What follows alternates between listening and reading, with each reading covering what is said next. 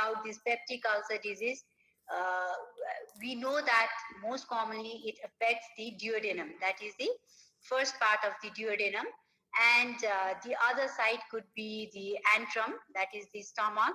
Okay, gastric antrum or jejunum. Jejunum is usually most commonly affected with this ulcer in case of Zollinger-Ellison syndrome. It is one of the syndrome where you see peptic ulcer like lesions. Okay, so we'll talk about more this on the coming slides. Peptic ulcer disease is most often associated with Helicobacter or H. pylori organism, and it is most often induced by this H. pylori, which causes increase in the HCl acid. So there will be hyperchlorhydric chronic gastritis in this patient, and it is present in almost 85 to 100% of the individuals with duodenal ulcer, and in patient 65% of the patient who has this gastric ulcer. So if the patient has duodenal ulcer, they are more likely the patient of peptic ulcer. Okay, because if it is gastric ulcer, less likely they are suffering from peptic ulcer. That means if the patient comes to you with duodenal ulcer, there is more chance that they have this peptic ulcer. The presence of chronic gastritis, it can help to distinguish the peptic ulcer from other type of gastritis, basically from the acute gastritis, acute erosive gastritis, which is due to some chemical, due to some drugs, stress. Okay, in these type of ulcer, the mucosa adjacent to the ulcer is usually normal. So only that focal point is involved in this type of acute erosive gastritis, and you can differentiate this type of gastritis from the peptic ulcer. Peptic ulcer disease, it may occur in any portion of the GI tract, okay, whichever is exposed to the acidic gastric juices. However, the most common site is the gastric antrum. Apart from the gastric antrum and first part of the duodenum, in some cases, jejunum and esophagus are also involved. Okay, why jejunum? I told you it can be involved in case of this Zollinger-Ellison syndrome, and sometimes in case of Meckel's diverticulum. And the other side, like esophagus, it is involved as a result of gastroesophageal reflux disease, that is GERD. Okay, in case of GERD, there will be reflux, so the acidic component and the even the food component, it is reflux back to the esophagus. That can cause the esophagitis, and as a result it can cause peptic ulcer. The other, if there is a presence of ectopic gastric mucosa.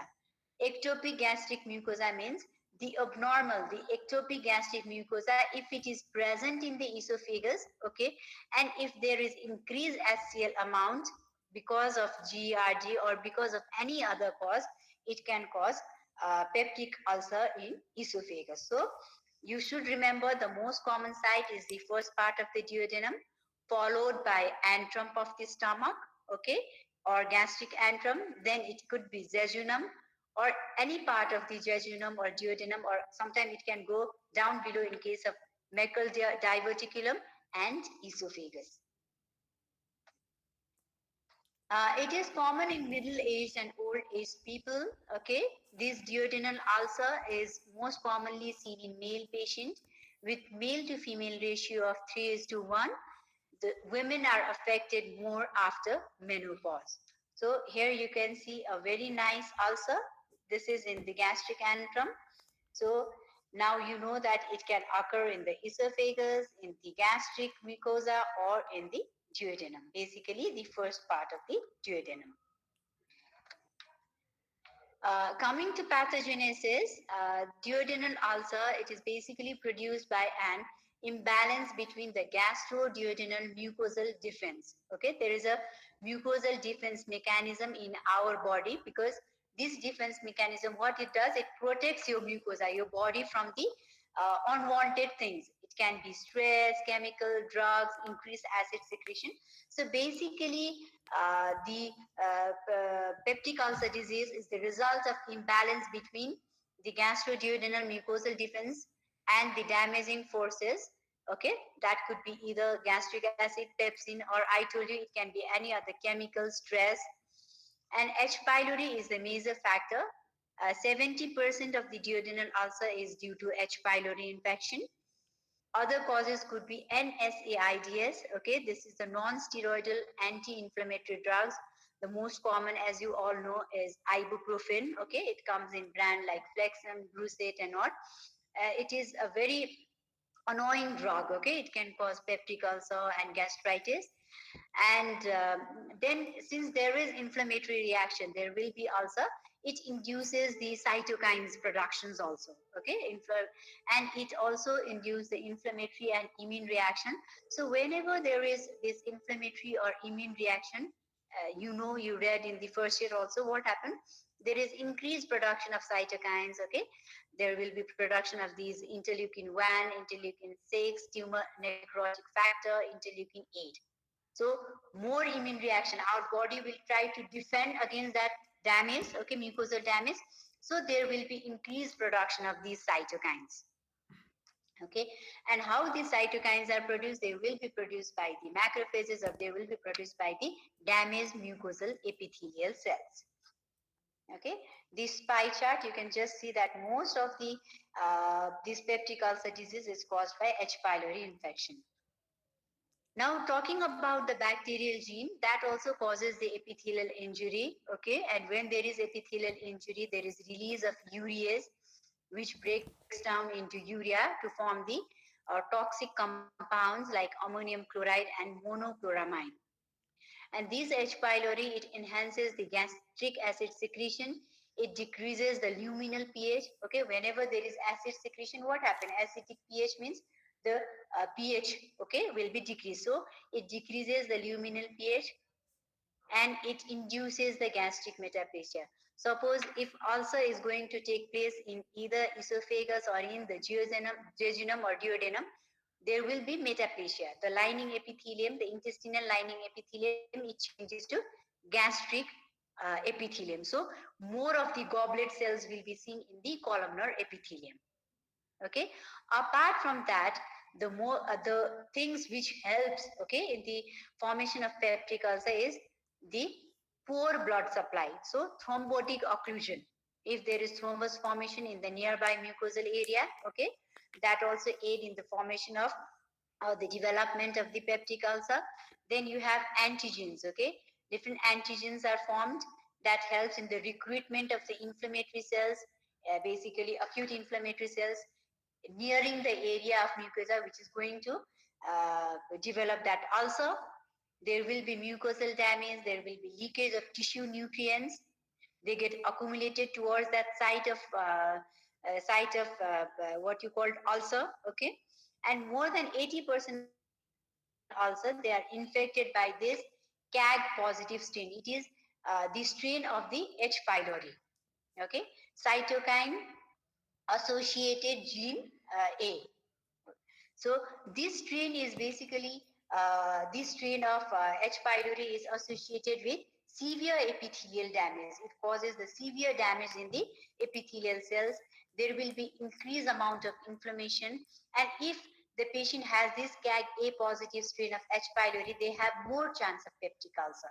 Okay, not only peptic ulcer, these patients, they are at increased risk of development of cancer like adenocarcinoma, or it can be lymphoma of the stomach. So that is the importance of CAG A positive strain of H. pylori. Okay, and 10 to 20% of the patients who are infected with H. pylori, they always have a chance that they develop peptic ulcer. The gastric hyperacidity that drives this peptic ulcer disease, it may be caused by H. pylori infection. Okay, we know that it is a cause, major cause. Another is parietal cell hyperplasia, increased secretion, okay, of HCl or gastrin, or impaired inhibition of stimulatory mechanisms such as gastrin release. And the more common cofactors in peptic ulcer development, it includes the use of NSAIDs, chronic use. Like these days, people like every now and then they use this ibuprofen, Flexin. It is very easily available. So use of that drug and any other stress, okay, that also helps in the development of peptic ulcer. What it causes is it causes the direct chemical irritation. It also suppresses the prostaglandin synthesis. Prostaglandin synthesis is required for healing of the mucosa, okay, and for protection of the mucosa. So basically what happens, there is the imbalance between the protective mechanism and the destroying mechanism in the mucosa is imbalance. The balance is not maintained. Okay. Then you have a this one, other risk factors or other factors which helps in the development of peptic ulcer is cigarette smoking, poor blood supply, as I told you, the formation of thrombus and all, in high dose of corticosteroids and steroids also. It suppresses the prostaglandin synthesis, which helps in the healing of the mucosa. So that is also not there. Duodenal ulcers are more frequent in individuals with alcoholic cirrhosis. So cirrhosis, if the patient has a cirrhosis, then that is one of the risk factor, okay, for the development of this ulcer. Or it could be COPD, chronic obstructive pulmonary disease, or could be chronic renal failure and hyperparathyroidism. Okay. Apart from that, one of the risk factor is stress. So this diagram, I think it briefly describes everything about pathogenesis. Here you have a defensive force. These are the normal, okay, damaging force. So normally also there is always sometimes, this imbalance between the gastric acid production and peptic enzymes. So this is balanced by the defensive forces which is present in the mucosa in the normal setting. Like you have a mucus secretion by the epithelial cells, bicarbonate secretion, normal blood flow in the mucosa, okay, apical surface. Then you have epithelial regenerative capacity of the cell and prostaglandin secretion. So all these things, what it does, it helps in the healing process of the mucosa. That in the normal case. But if there is injury, okay, the injury, it can be in the form of H. pylori infection, in the form of drugs like NSAIDs, aspirin, okay, could be cigarette, alcohol, disease like cirrhosis, COPD, gastric hyperacidity, GERD, or any reflux. Okay, it causes the damage will be more. The damage in the mucosa will be more. So this damage, okay, it cannot be, if the damage is too much, it cannot be taken up by your body. The defense force which is there in your body to protect the normal injury, okay, to protect the normal injury is not enough.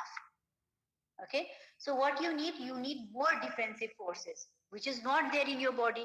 So, and apart from that, if the defense force is also decreased, like if the blood supply is less, if the patient has shock, then if the patient, if they have a delayed gastric emptying, and the host factors for protective mechanism, if it is less, then definitely there is going to be a disimbalance, okay, and more of injury will be there.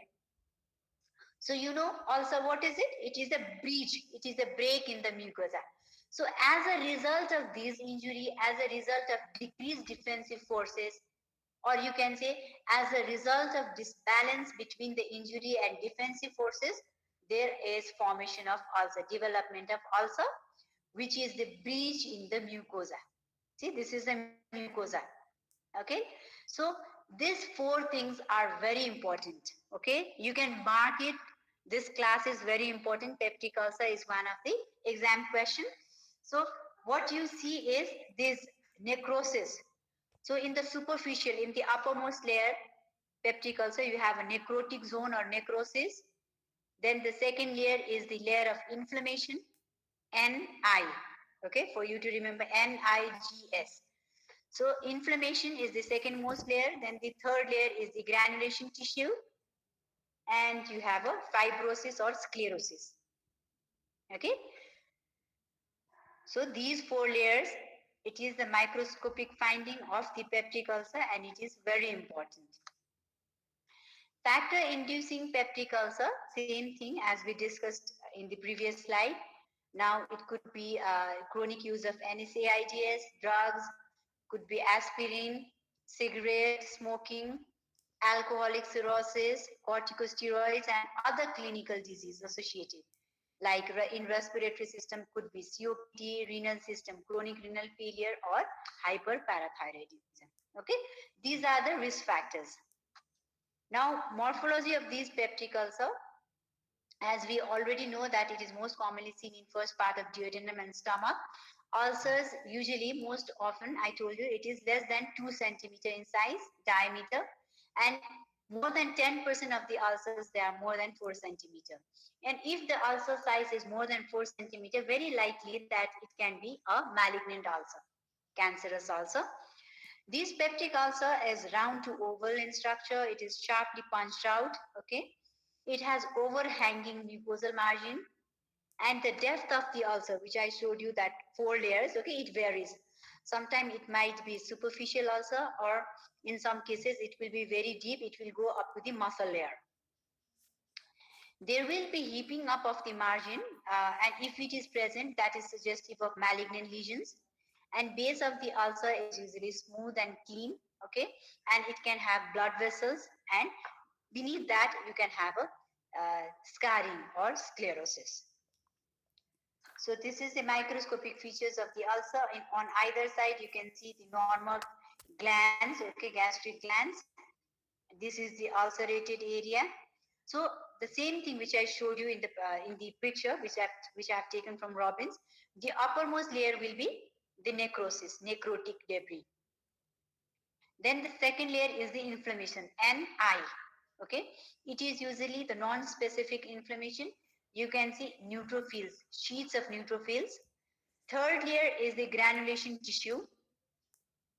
Okay, NIG, G for granulation tissue. So what is this granulation tissue? It is basically whenever there is inflammation, what happens? More cytokines will be released, more of this blood vessel angiogenesis will be there. So granulation tissue is basically, it is composed of small capillary size blood vessels. Okay, small capillary size blood vessels. They are proliferating type of blood vessels, and along with that there will be this fibroblastic proliferation will also be there. So that is basically a granulation tissue. So whenever there is presence of granulation tissue, it suggests that the healing process is going on. Okay, because your body is trying to heal on its own. It has a defensive mechanism, right? So that is GNIG, and the deeper layer, the bottom layer, you have a scarring. So as a part of chronic inflammation, peptic ulcer disease is a chronic disease, as you know in the first year. So whenever there is a chronic inflammation, there will be scarring formation. You can take example of burn.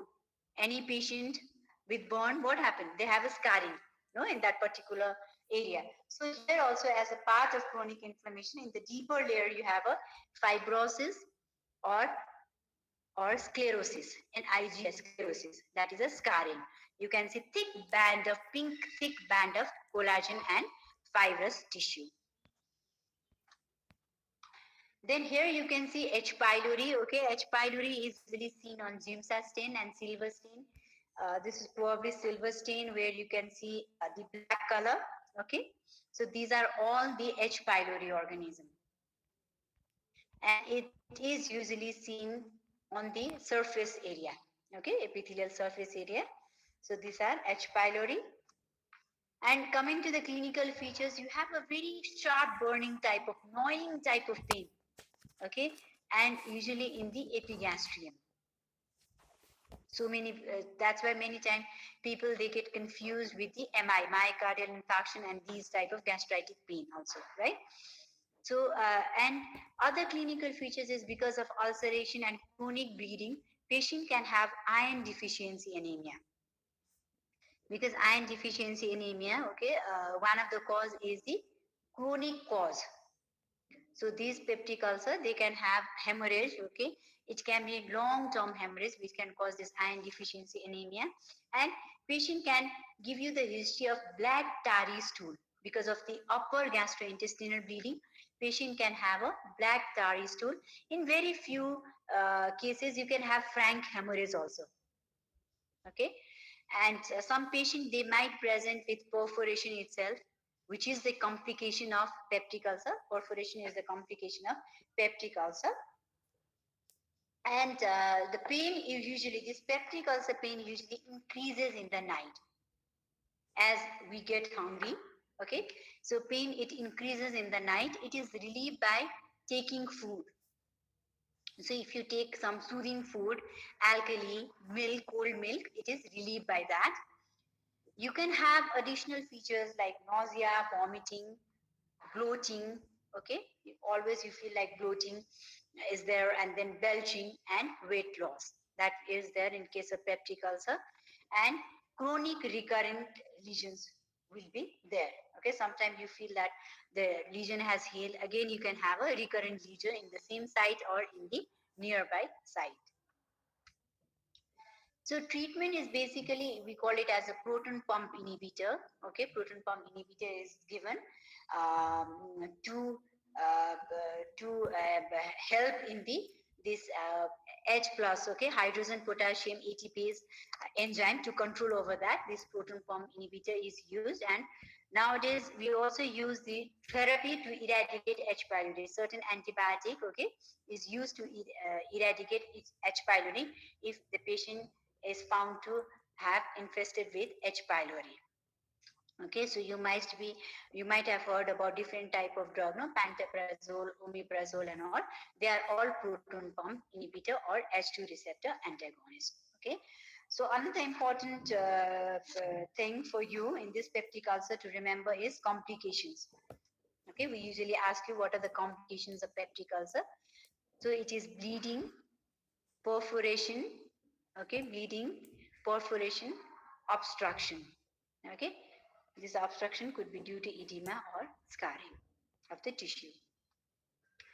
So that was all about peptic ulcer. Now coming to Zollinger-Ellison syndrome. So briefly I'll talk about the Zollinger-Ellison syndrome. Okay, so what happens in this Zollinger-Ellison syndrome is you see multiple peptic ulcerations, not only in the stomach, you see in the duodenum and jejunum also. Okay, there will be increased gastric secretion by tumor. So syndrome means not only peptic ulcer, there has to be presence of something else. So what is it? It is the presence of tumor. And this tumor is called as gastrinoma. This gastrinoma is either present in the small intestine or in the pancreas. Okay, it is either present in the small intestine, that is duodenum or pancreas, and there will be excess production of gastric acid. So these patients, okay, who are suffering from this Zollinger-Ellison syndrome, they have a very severe form of peptic ulceration. They have very high level of gastric acid production, and it usually occurs in 90 to 95% of the patient. It is likely to arise in the duodenum and in the pancreas and in the peripancreatic soft tissue. Okay, so it is that because of that, it is also called as gastrinoma triangle. Okay. Morphology of these Zollinger-Ellison syndrome, we cannot call morphology of Zollinger-Ellison syndrome. So it is the morphology of gastrinoma tumor.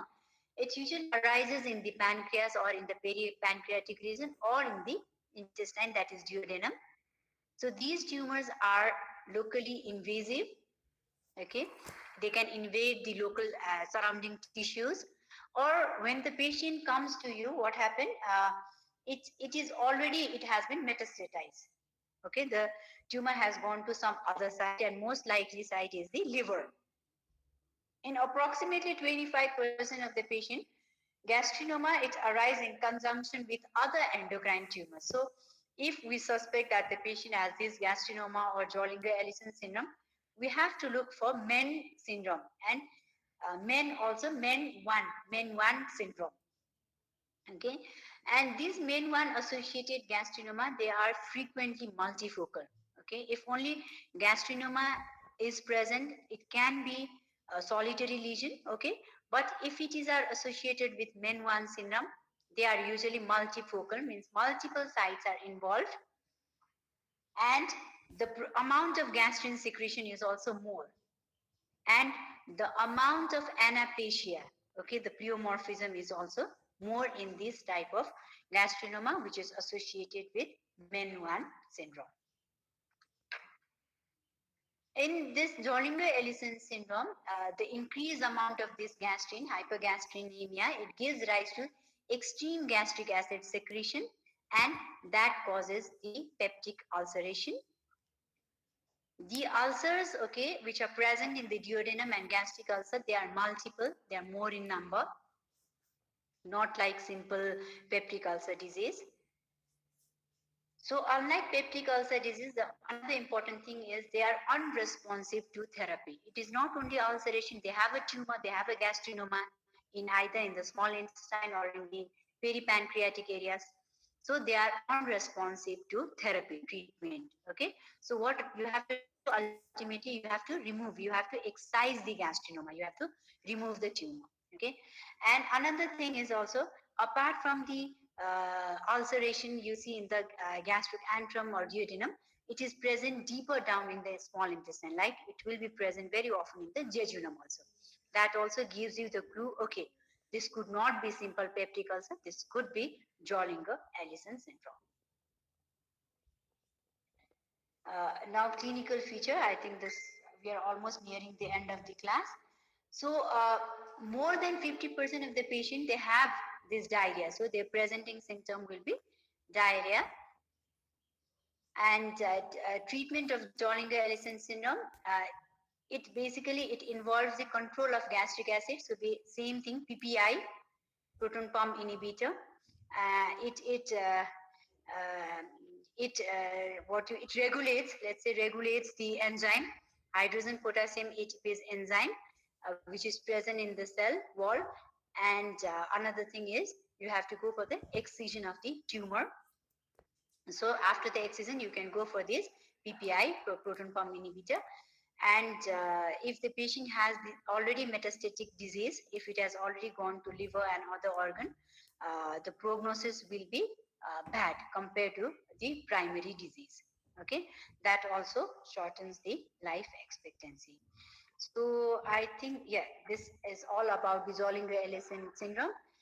And so today's topic is important because it can be asked in the short questions. Okay, it can ask you about the syndrome as well as